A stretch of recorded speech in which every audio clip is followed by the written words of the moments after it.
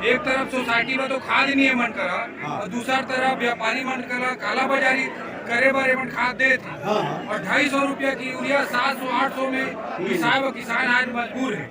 किसान में और पूरा छत्तीसगढ़ के कन्हू सोसाइटी में कन्हू प्रकार के रासायनिक खाद या कोई भी खाद हमारे किसान भाई मतलब नहीं मिला था।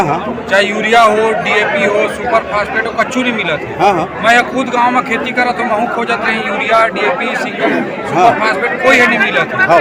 तो ऐसे स्थिति हमारे रायगढ़ जिला के छत्तीसगढ़ के कांग्रेस के माफियागिरी में काला बाजारी में स्थिति निर्मित हो है।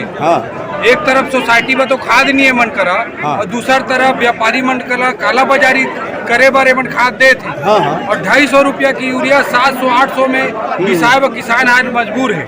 किसान मन की समस्या के कारण भारतीय जनता पार्टी है के जिला संगठन है हमारे सब वरिष्ठ जन मन की उपस्थिति में है यहाँ और किसान मन के युवा मन के सबके हक के लड़ाई ला हमारे भारतीय जनता पार्टी एक मजबूत विपक्ष के रूप में हमेशा लड़त रही। ठीक।